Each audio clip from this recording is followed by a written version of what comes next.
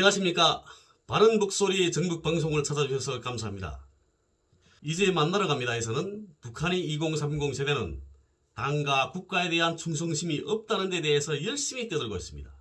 그러면서 북한 주재 영국 외교관의 부인이라는 린지 밀러라는 여성과의 영상통화도 내보내더라고요.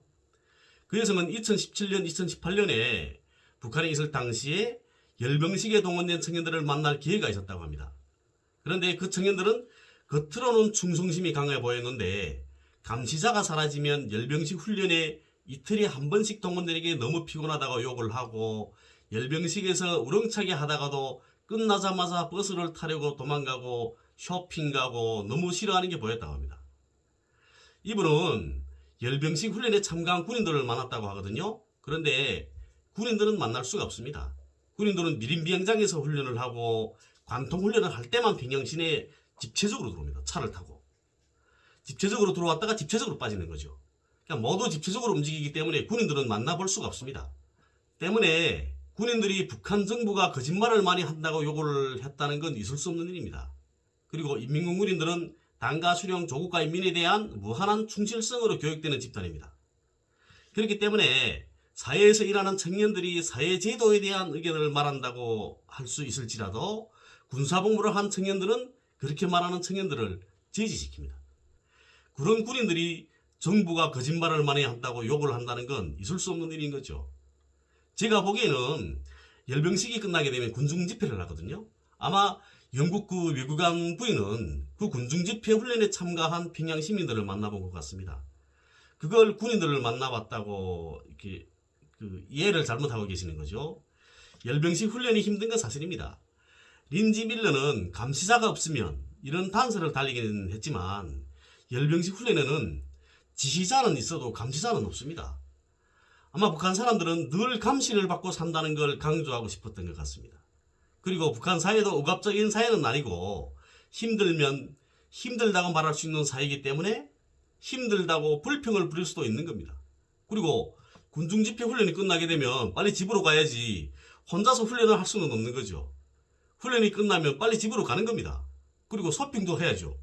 그런데 이 영국 외교관 부인에게는 훈련이 끝나서 집으로 가는 사람들조차도 당국을 싫어하는 그런 모습으로 보였던 것 같습니다. 언젠가 왈가왈부 그 유영호 대표님이 이런 이야기를 하신 적이 있습니다. 평양에 가서 평양 사람들이 아침 출근하는 것을 본 적이 있습니다. 그런데 평양 사람들이 출근길이 너무나 여유로웠던 겁니다. 그래서 그걸 보고 한 분이 여기 사람들은 정말 여유롭다고 말했답니다. 그런데 그 옆에 계시는 분은 그러니까 못 살지 이렇게 말씀하시더라는 겁니다. 그러니까 여유롭게 걸어가니까 뛰어다녀도 모자라겠는데 여유롭게 다니니까 못 산다. 이렇게 한 가지 현상을 놓고도 서로 다르게 평가하십니다. 이런 걸 놓고 대한민국이 다양성이라고도 말하죠. 영국 외교관 부인이 북에서 살았던 2년간의 그 일에 대해서 책으로 써내고 이만각과 영상통화도 진행하게 되니까 김금혁이 얘는 또 한수도 뜨는 겁니다. 김금혁이 주장에 대해서는 여러 기회에 제가 이야기해드렸지만 여기서는 또 더 웃깁니다. 김금혁이는 2000년대 초반부터 북한의 한국 드라마나 미국 영화들이 대량으로 들어가기 시작했고 그걸 가장 많이 소비한 세대가 2030 세대라고 주장하고 있습니다. 1991년생인 김금혁은 2000년대 초반에 10살 정도에 불과했습니다. 그런 애들이 북한의 한국 드라마나 미국 영화들이 대량으로 들어오고 있는지에 대해서 알았을까요? 남한에 와서 학습한 내용인 겁니다. 그리고 김금혁이 이런 발언은 지금 이 순간도 평양에 살고 있는 김금혁이 부모님들이 안전보위기관들에 불려갈 빌미를 주는 발언입니다. 김금혁이 이 방송을 들은 북한 안전보위기관 일꾼들은 어떻게 생각할 것 같습니까? 김금혁이 집에서는 김금혁이 10살 때부터 한국 드라마나 미국 영화들을 많이 봤구나. 그러니까 김금혁이 이런 주장을 하는구나. 이렇게 생각을 할 겁니다. 10살짜리가 북한의 한국 드라마나 미국 영화가 대량으로 들어왔는지에 대해서는 알 수가 없는 거죠. 그러면 김금혁의 부모를 불러서 조사를 하는 겁니다. 집의 아들이 남조선 매체에 출연해서 10살 때부터 미국 영화와 한국 드라마를 많이 보았다고 하는데 어떤 영화나 드라마들이었나? 제목이 뭐였나? 그것들은 현재 어디에 가 있는가? 그것들을 어디서 구입했는가? 이렇게 조사를 하는 거죠. 그리고 현재 북에서 반동 사상문화 배격법이라는 걸 실시하고 있다고 합니다. 김금혁이 이러한 발언들은 북한이 현재 실시하고 있는 반동문화 사상 배격법이 처벌 대상인 겁니다. 그러면 김금혁의 부모님들이 그런 일이 없다고 한다면 아들이 거짓말을 할 리가 있냐? 이렇게 묻는 거죠. 그러면 김금혁의 부모님들은 어떻게 하겠습니까? 잘못 낳은 아들을 얼마나 탓하겠습니까? 자식으로서 낳아주고 키워준 부모님께 해를 끼치는 일은 하면 안 되는 겁니다.